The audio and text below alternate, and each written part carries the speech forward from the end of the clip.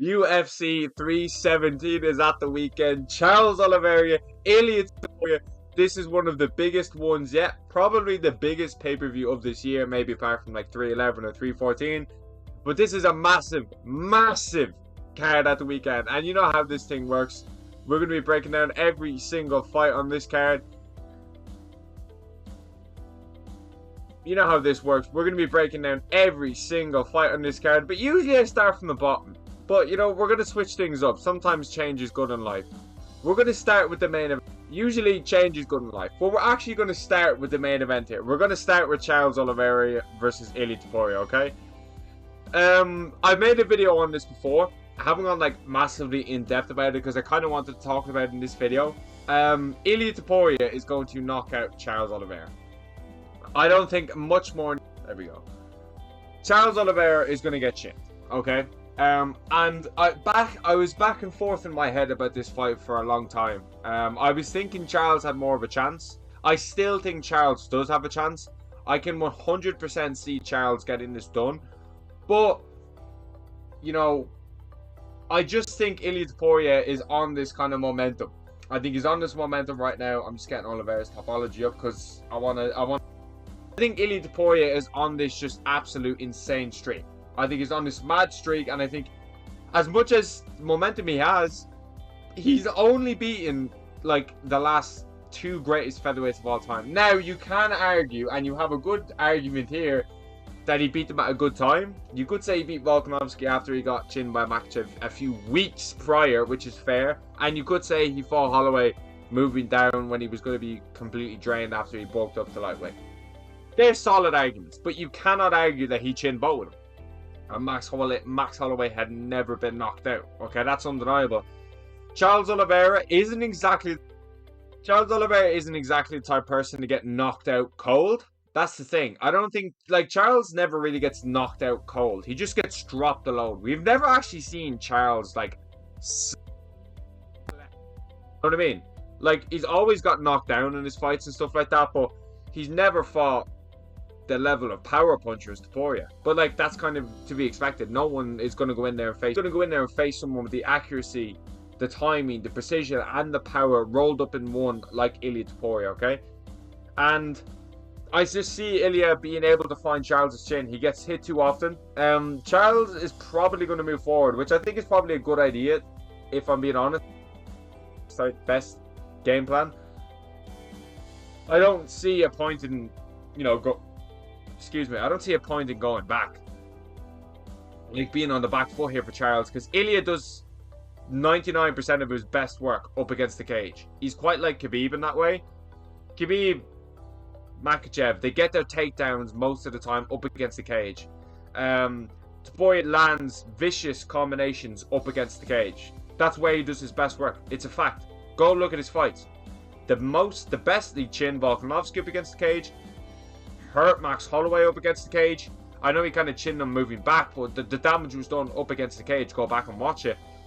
But you have to remember, Volk and Holloway both were winning. I have to say it. Volk was beating Topuria, and Max was probably doing very well. I don't know if he was beating him, to be honest with you. I rewatched it the other day. Ilia was probably doing a little bit better, but Max was doing very well. But the thing about Max and Volk, they have way better striking than Charles. Ilia is not going to submit Charles. Do not go to the fucking ground, Ilia, if you are with Charles.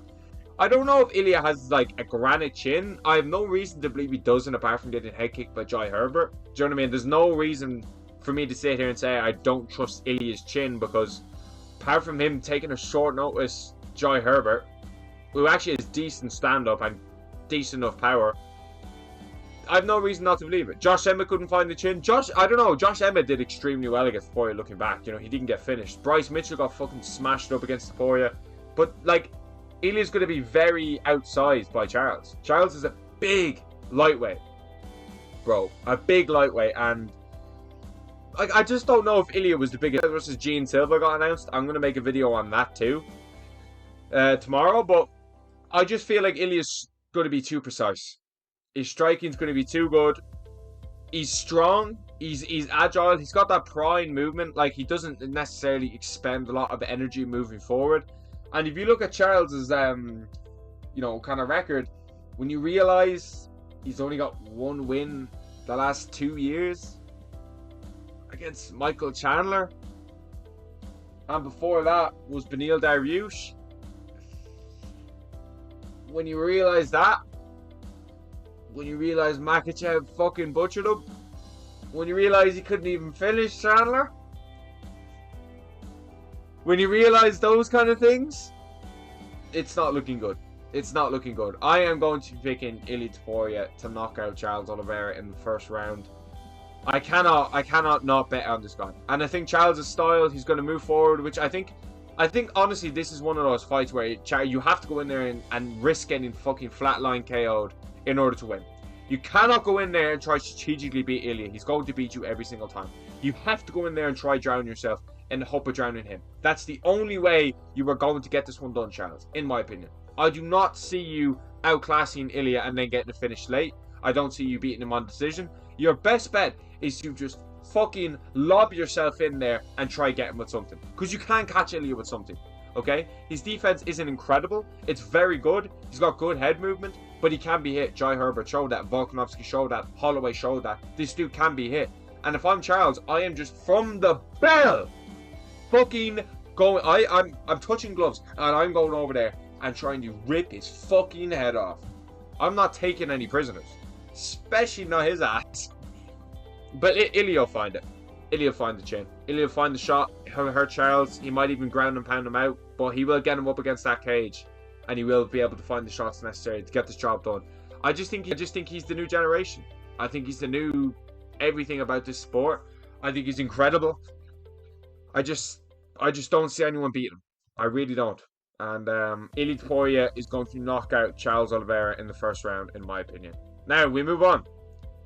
Kai Kara France getting yet another undeserved title shot as he's going to be taking on Alejandro Pantoja. Rematch years in the making. Flyweight's okay. Flyweight's okay. We don't really need to see this fight. We definitely shouldn't have, as if you're looking at who deserves what. Kai is coming off a win over Steve Ercik, who was coming off a loss. You know, when's the last time Kai Kara France won a fight apart from that? Do you know what I mean? When is the last time he won a fight apart from that? I want to say, I know he got the kind of like, okay, fair enough, he beat like Amir Albazi. I think we all thought Kai Kara France beat Amir Albazi, but still, I'm just gonna look at, I want to say the last time he beat someone was fucking, I would surely not Askar Askarov. There's no way. But Kai Kara France absolutely does not deserve this. So he beat Steve Ercik. Wow, I was right. The last time he beat someone, apart from Steve Ercik, was Askar Askarov 2.5 years ago. Wow. 3.5 years ago, actually. 2022, March 20, nearly 3.5 years ago. Shows you the state of the flyweight division. That statement alone. Pantoja is going to beat this guy. There's not much really need to be said about this fight, simply because Pantoja is just one of the best flyweight. Is the second best flyweight of all time. Okay? I don't think I'll ever put him past DJ, because I think DJ's top 2 GOAT of all time. Never mind flyweight. The gap is closing, but I'm still always going to have, you know, DJ ahead. Because, you know what I mean? You're beating people like Brandon Royval, Brandon Moreno a lot, which is fair and it's good, but fuck me, like, Kai Kara France just does not deserve this fight at all. It's actually fucking disgraceful. He pulled out against Maynard Cape as well. He pulled out against Maynard Cape. You lose to like Amir Albazi in a split decision. You come back and pull out against Maynard Cape, and then you beat Steve Ercik coming off a loss. He's fucking cringe as well. Like, I really like Kai Kara France as a person. Like, he's sound, but he's cringe. This thing where he sticks his tongue out and goes like, "What you fucking doing, mate?" I get it's your culture and cool. That's fine. I don't care. But it's just cringe. It's fucking cringe as fuck. I'm sorry. It's cringe as fuck. Bro, I'm sorry. That shit, it's not intimidating like 1%. It just makes me, if I see that, I'm like, I want to fight that fucking dweeb.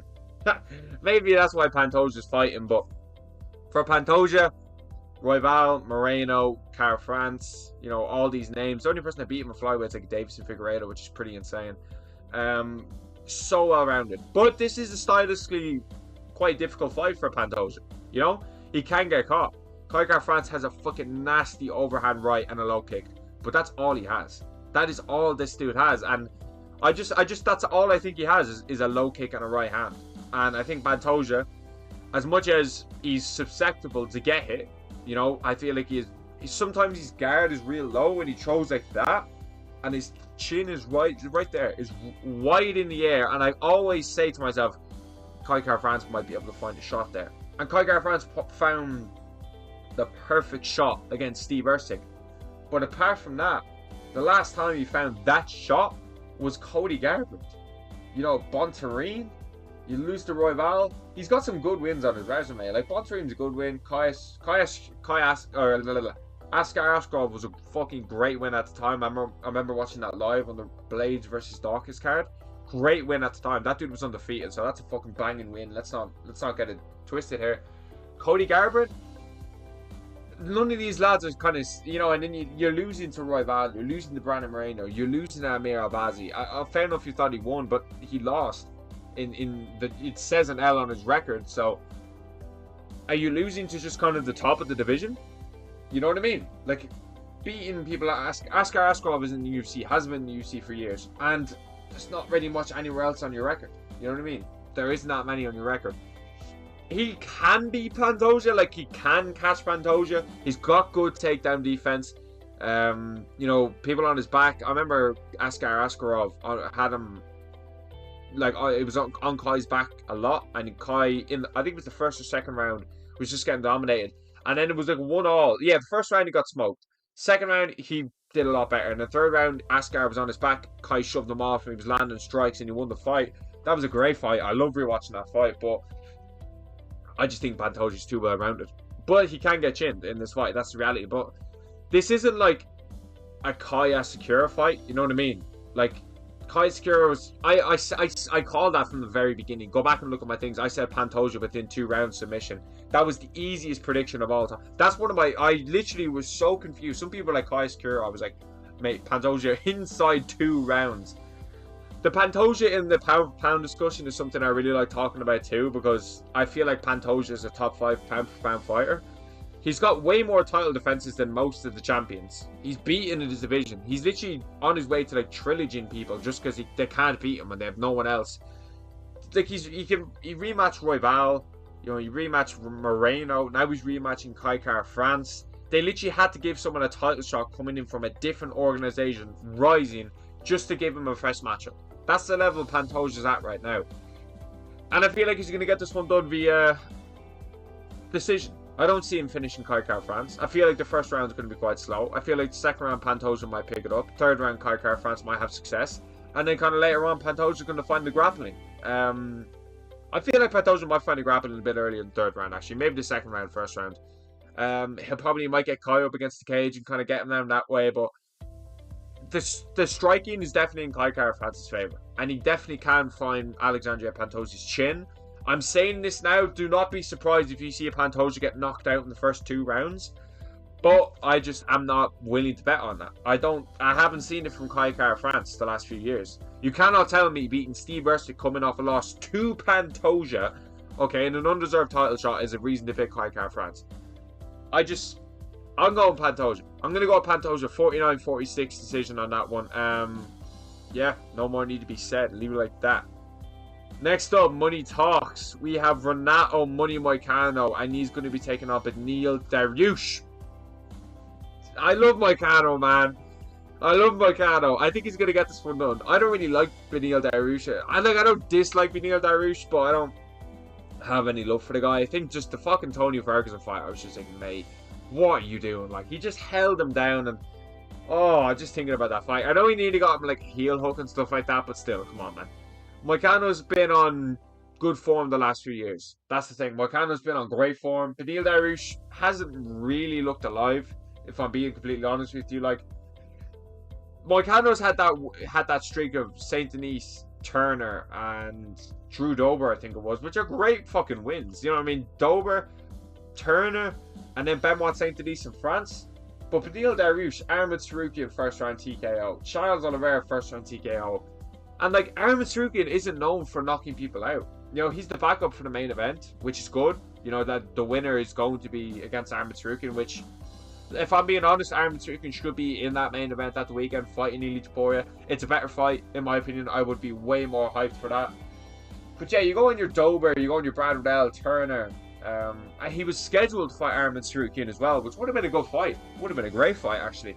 I would have picked Arman to beat Moicano when that fight was announced, but still, I feel like Moicano's this is going to be a grappling heavy fight. I think Moicano's got good ability to block kicks, good striking, not great striking, not elite striking, but really good grappling. I think he's going to be able to get Beneil Dariush down and just kind of hold him out in rounds. Maybe find a ground and pound finish. I'm going to pick Moicano to finish him. I feel like Moicano will be able to get ground and pound finish in the second round.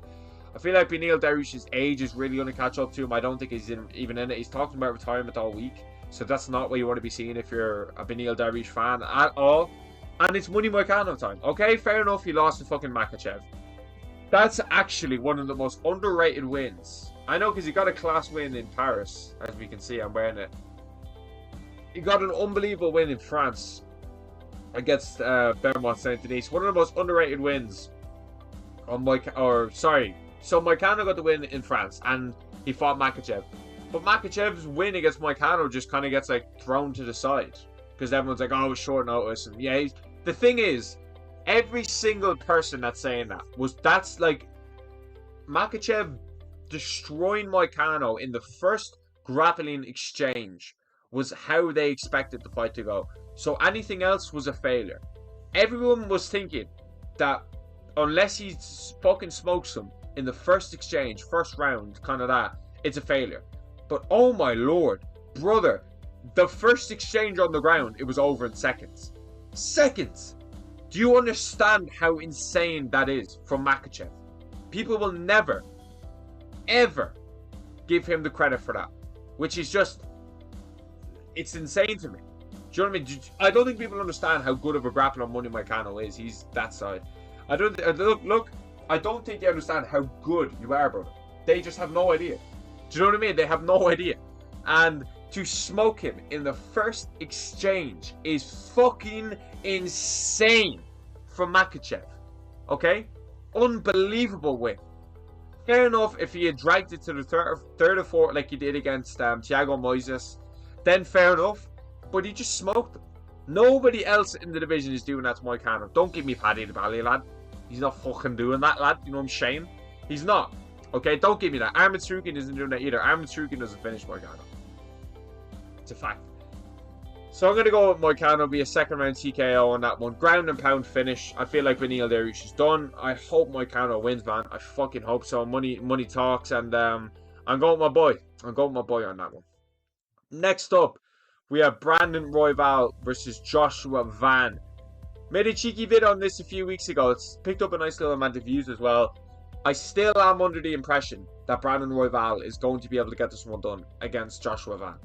I feel like Royval's way too good on the feet. I think Joshua Van is nowhere near as experienced, but Joshua Van definitely is good. He's definitely got good hands for sure. He might be able to find Royval's chin. I'm not going to bet on it though, if I'm being honest with you. I'm not going to bet on it. Royval's been in there with the best of the best in the division. Just missed out on the Pantoja kind of loss. Not even lost. Well, he lost, but the Pantoja fight, I should say. And he's been in the division for so long. Joshua Van is coming off of Bruno Silva, third round TKO. He's got some decisions. He's got so many cancelled bouts though, which is fucking insane. He's 7-1 in the UFC. The dude is so active. He's so active. I've been watching this guy for a long time. He's got good hands, but he's a bit of a decision merchant. Royval's so deadly on the ground. I just feel like Royval's going to get this one done. I feel like he's got too good at jiu-jitsu. I feel he's got too well-rounded striking to get caught by Joshua Van. I feel like he's just going to have his way on him with the ground. And I just feel like Royval's going to be too slick, too quick to get caught with anything stupid. I think he's going to be smart in there. And let's not forget Joshua Van fought 3 weeks ago. Literally 3 weeks ago. I think it was on the O'Malley vs. Marab card. Literally announced the next day fight news coming soon. And it was Royval.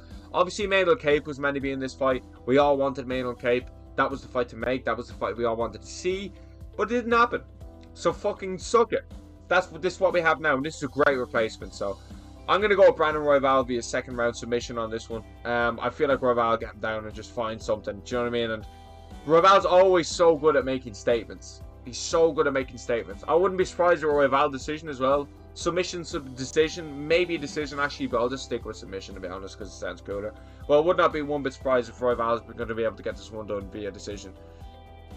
The card kind of falls off from here. Peyton Talbot. This is Felipe Lima. Peyton Talbot, man. Let me zoom in on this fucking bloke. Peyton Talbot, bro. What happened? What happened? What happened? What the fuck happened? You were so hyped. You were so hyped. You were so low. And the thing is about this fight, Peyton Talbot's probably gonna lose again. Man. What is this fucking matchmaking? Why are you giving him back to Felipe Lima? Who's a bit of a killer. Who's a bit of... it's a fucking great scrap now, actually, now that I think about it. I'm happy this is on, but... Man, Peyton Talbot just... Like, he just lost. He just lost, bro. How? Why? Bro, you went 12-1 favorite.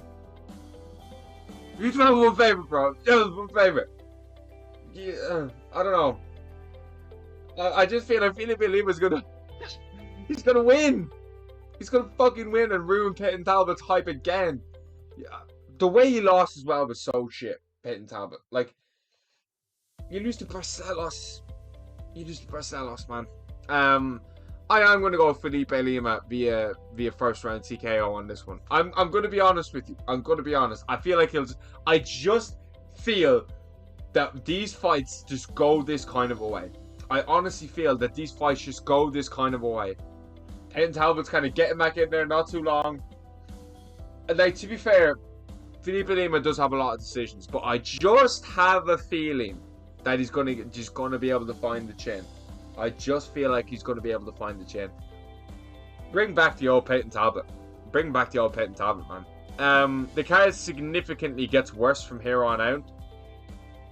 Jack Hermansson versus Gregory Rodriguez. I'll be honest with you. I genuinely didn't know if Jack Hermansson still fought in the UFC. No one has seen this brother for time, bro. And I just feel Gregory Rodriguez is probably going to win this fight. I feel like Jack Hermansson's been out of the cage for a while. I can't remember the last time I fought. Maybe it was like, fuck, who knows. Let me check that actually. Let me go on fucking Tapology because that pissed me off now. But Gregory Rodriguez isn't exactly good either, though. That's the thing. He lost to Cannonier. We all kind of... I kind of thought he'd be Cannonier. I can't even lie. I cannot lie. I thought he was going to be Cannonier. But the last time Jack Hermansson fought was against Joe Pyfer back in February 2024. So he's been out of the cage nearly a year and a half. He picked up a nice win against Joe Pyfer. Apart from that, he lost to Roman Dolidze. He beat Chris Curtis. You lose to Sean Strickland in the split decision as well. Few cancelled bouts. Darren Till. I just saw Darren Till's name, and that's ruined my day.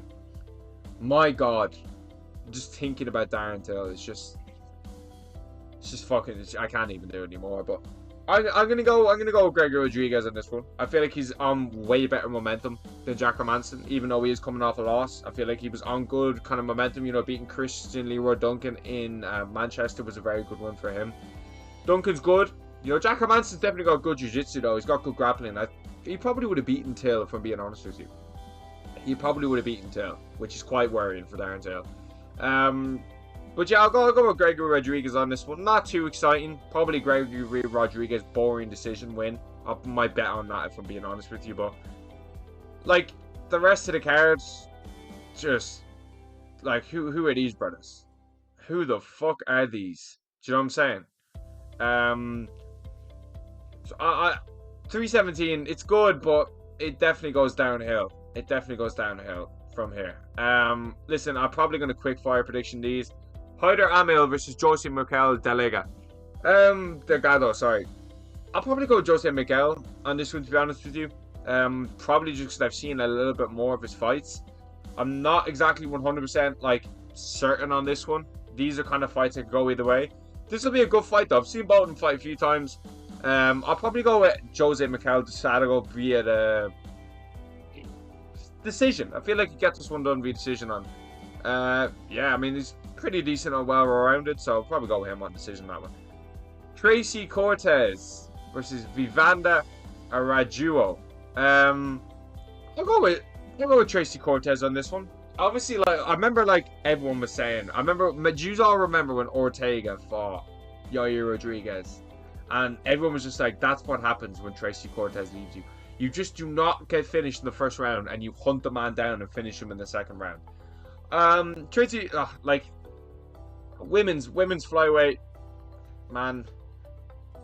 WMA is severely lacking behind. It is very new, so you can't say too much, but it is just quite hard to watch sometimes. A lot of the time, if I'm being honest, it's quite boring.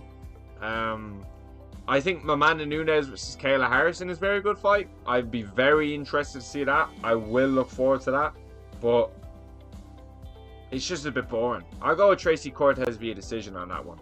It's just a bit boring. Now, Terrence McKinney. Home to the fastest knockout. Let me move that up a little bit. Fastest knockout in like lightweight history, and just completely rides that wave. He got in his UFC debut.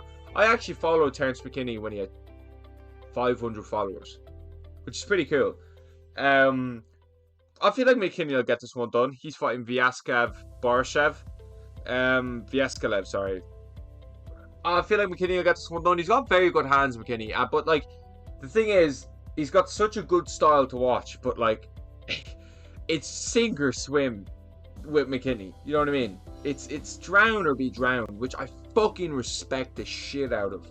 I remember him going back and forth with KSI, and KSI was just like, "Who the fuck are you?" And Terrence McKinney was like, "I'm the fastest knockout lightweight artist in history," or some shit like that. McKinney has got some good wins over the years, to be fair. Like, he nearly flatlined Drew Dober, which was insane. So, listen, I'll go with Terrence McKinney on that one. I feel like I'll get this one done. Like, the rest of the card, like, who are these brothers? Who are these? Christian Uber versus Jackson McAvoy? I've never seen either of these two fights, so I'm not even going to give a prediction on that one, to be honest with you. But Nico Price versus Jacob Smith. Not a bad fight. Not a bad fight, if I'm being honest with you. Not a bad fight at all. I'm going to go with Jacob Smith. I don't know how. Nico Price would probably lose to Nick Diaz at this point. Like, why is this brother in the UFC? Why is he on a pay-per-view? Why is he on the biggest pay-per-view? Look at him. Look at him. What are you doing? Bro, what are you doing? So, Jacob Smith definitely going to get this one done, if I'm being honest. Yeah, fucking first round demolishment, however he wants. Next up, we have Jonathan Diniz versus Alvin Hines. I'm going to go with Diniz on this one. Listen, what's up with all these fucking... Can they not even give these brothers an image so we at least know what they're looking like when they walk out to the cage, or is that too much to ask? But they're like this. I'm gonna go with Jonathan Diaz via, first round submission or some shit.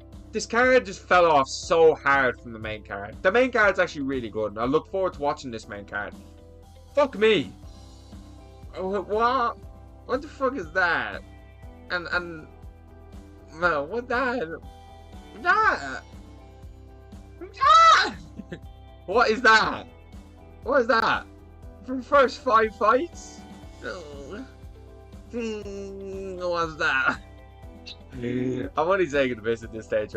Good main card. No reason to have Peyton Talbot on the main card. You couldn't get anyone better. But UFC 317 is looking decent. It's definitely not what we were all expecting, nor is it what we were all hoping for. Charles Oliveira is going to get chinned in the first round, but don't be surprised if he gets it done. Kai France is going to get outclassed, but do not be surprised if he gets it done. Let me know what you think about this card down below, and thanks.